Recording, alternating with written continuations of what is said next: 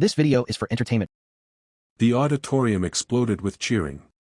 People were holding up their cell phones, trying to capture a photo, and the entire studio was vibrating with an infectious, upbeat energy. Johnson gave a pleasant wave to the crowd, his famously magnetic personality immediately taking control of the space. "Honestly, it's an absolute pleasure to be back," Johnson said, settling into his seat with that effortless self-assurance that is his trademark. "It's always fantastic catching up with you wonderful ladies." The co-hosts, sunny host, Sarah Haynes, and Alyssa Farah Griffin, were beaming. Even Joy Behar, known for her sharp wit, appeared relatively genial during the opening pleasantries. However, for those watching closely, a certain glint in her eye hinted at a private agenda for the impending discussion. Whoopi then began the formal segment. "So, Dwayne, let's talk about the new project," Whoopi started. "The buzz is already enormous, and I hear it's absolutely shattering box office records. Tell us everything." "You know, I am just immensely appreciative," Johnson responded, his genuine excitement truly evident. "The audience reaction has been nothing short of phenomenal. And truly, collaborating with this specific ensemble cast has been a lifelong aspiration. We all shared a deep desire to produce something extraordinary, an experience that whole families could genuinely enjoy side by side. But does this success simply come down to star power, or is there a deeper magic to this story? You'll want to stick around to find out what he reveals later." "That is absolutely fantastic to hear," Sarah interjected warmly. "And I must mention, your behind-the-scenes content on social media about the filming process was hysterically funny. That particular clip of you trying to squeeze into that tiny wardrobe trailer had me absolutely rolling."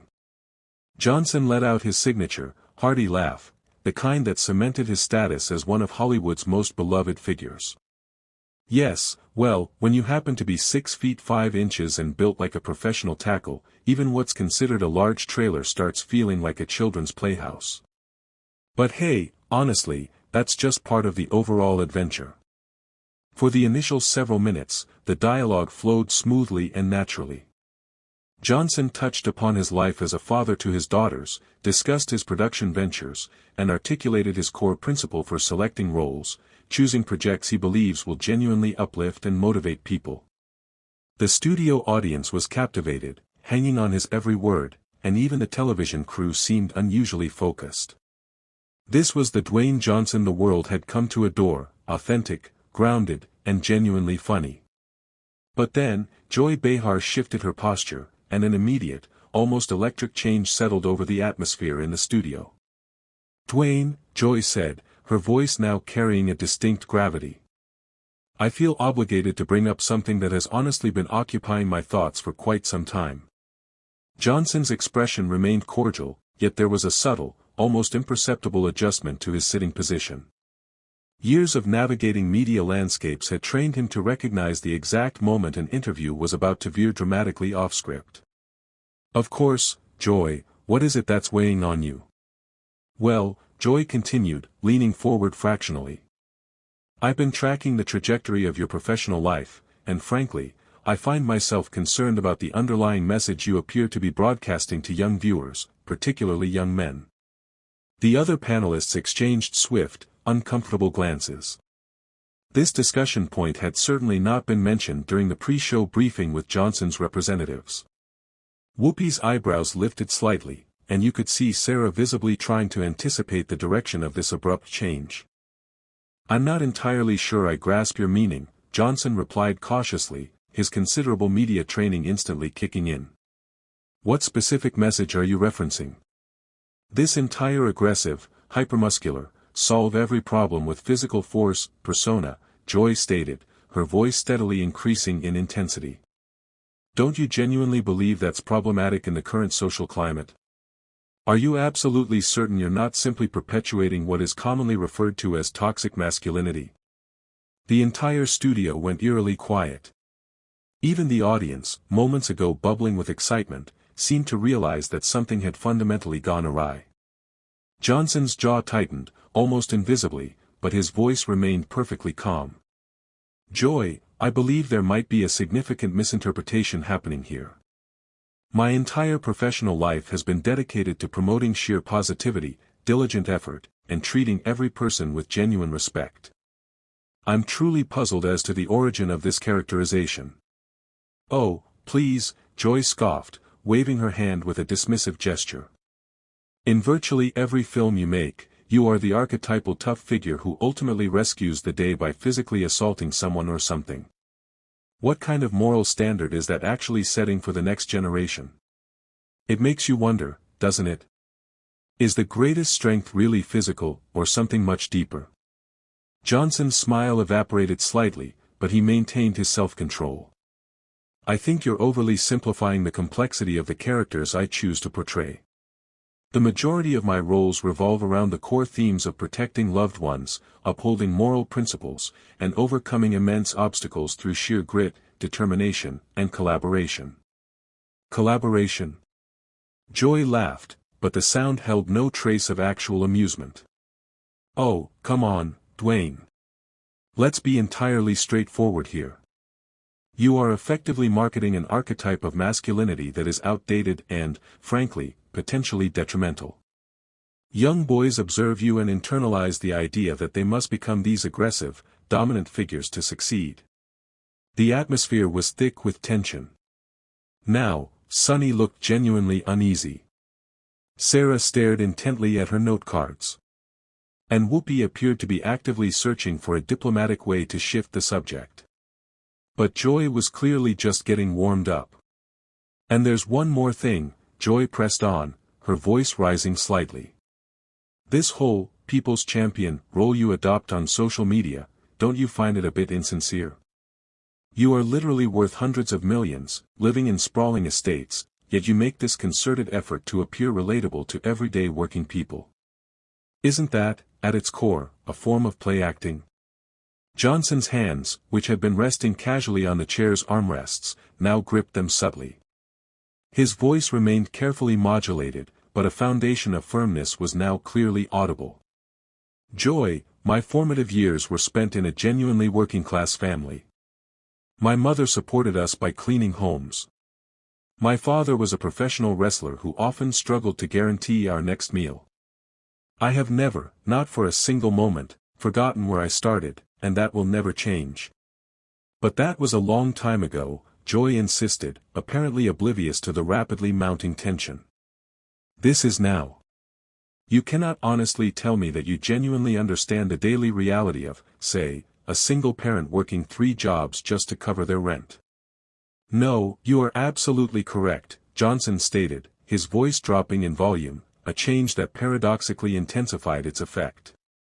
I cannot claim to understand that exact personal experience. But what I can do is utilize the visibility of my platform to amplify their struggles, to enthusiastically support charitable groups that actively assist them, and to consistently remind everyone that their hardships truly matter. Joy rolled her eyes dramatically. Oh, here we go, the obligatory talk about charity work. Just another carefully crafted public relations stunt to enhance your image. That was the precise moment something fundamental shifted in Johnson's demeanor.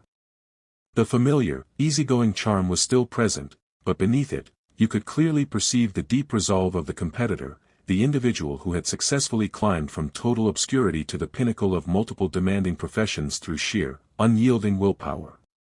Joy, he said, his voice now carrying a palpable weight that caused every person in the studio to sit up straighter. I am uncertain what has provoked this, shall we say, attack, but I strongly feel we need to significantly slow things down. Attack? Joy let out that harsh, cutting laugh again, the sound slicing through the studio air. I am merely posing difficult questions. Isn't rigorous interrogation the very essence of true journalism? The other co-hosts were now displaying increasing discomfort. Whoopi finally made a diplomatic attempt to intervene. Perhaps we should transition to a different topic, she suggested carefully. But Joy was far from finished. No, I believe this is crucially important.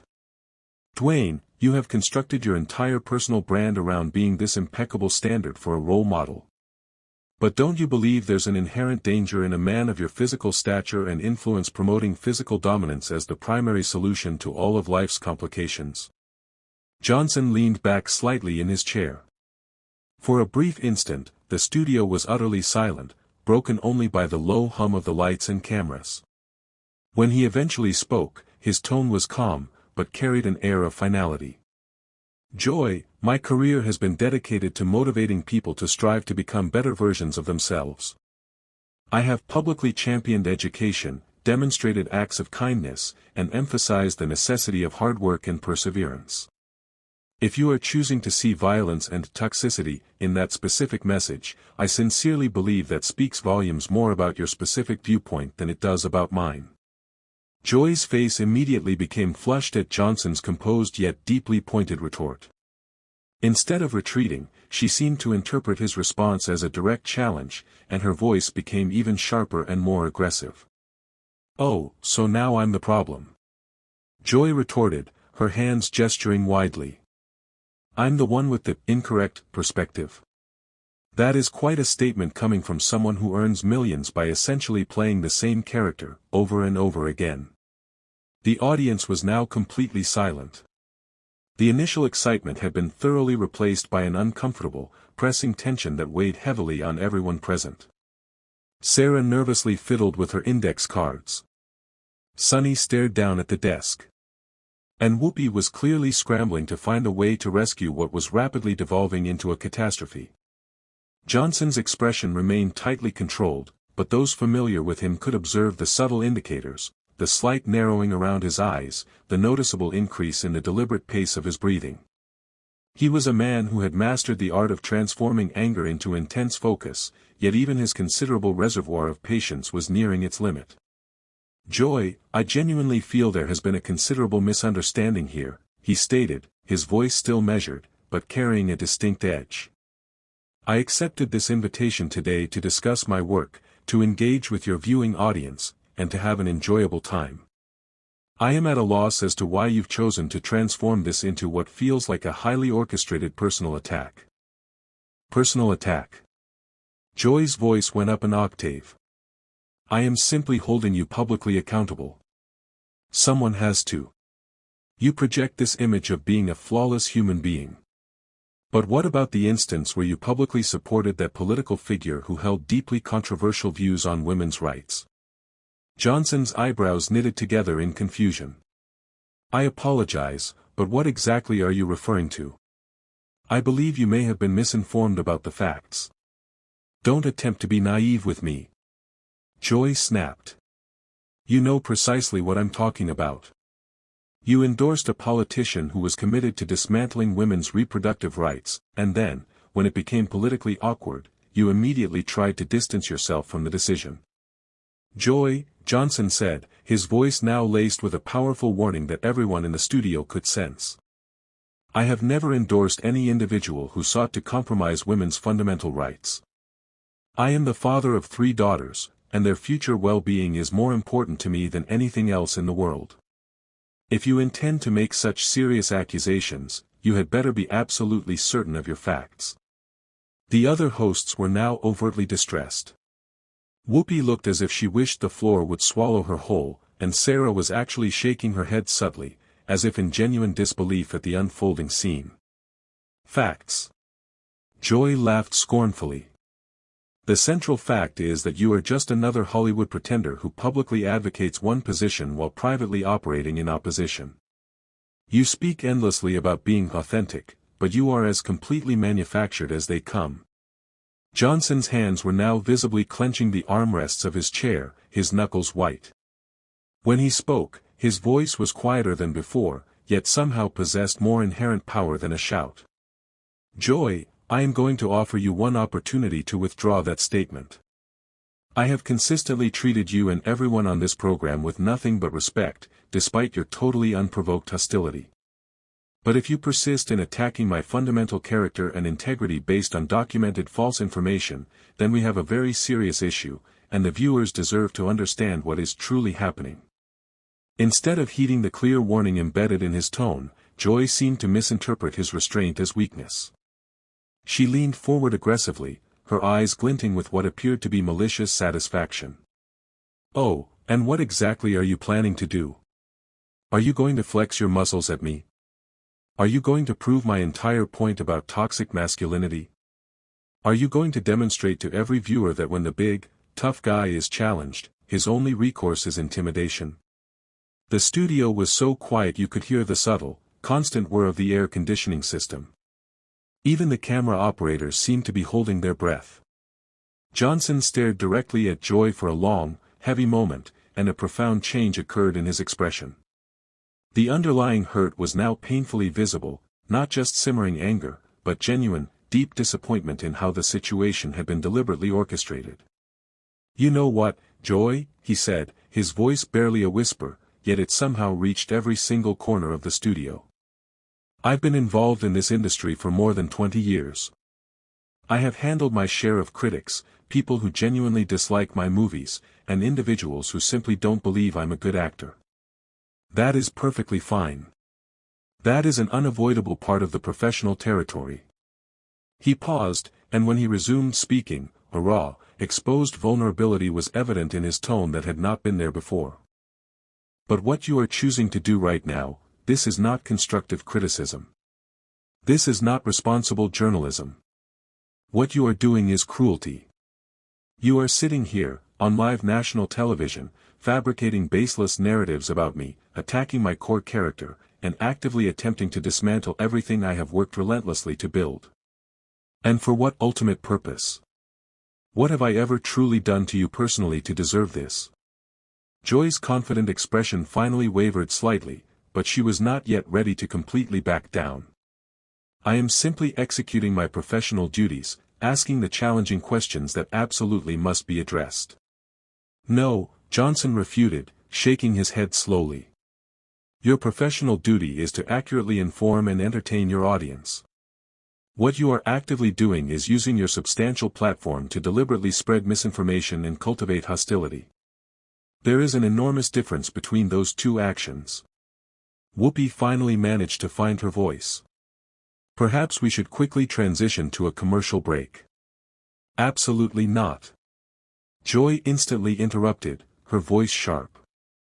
"I genuinely believe our audience deserves to observe the real Dwayne Johnson when he doesn't have total control of the narrative, when someone has the audacity to challenge his painstakingly constructed public image." Johnson looked at Joy for another long moment, then slowly scanned the other hosts, and finally looked out at the audience. When he spoke again, his voice was calm, but filled with a profound sadness that was truly heartbreaking to witness. "You know, Joy, I truly feel a sense of pity for you. I honestly do. Because this, what you are intentionally doing right now, says absolutely nothing about who I am, and everything about your own character.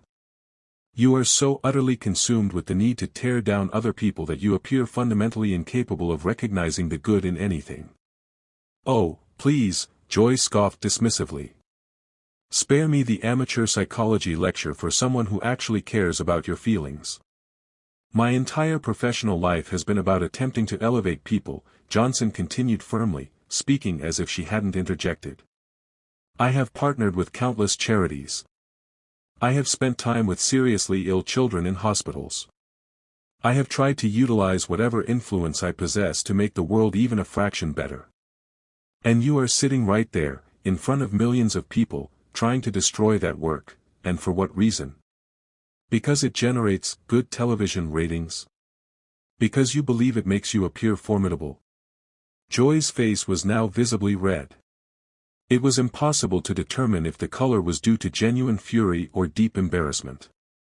"You are not the faultless saint you constantly pretend to be, Dwayne. Nobody is." "I have never claimed to be a saint," Johnson replied, his voice gaining undeniable strength. "I have certainly made my share of poor choices. I have experienced painful failures.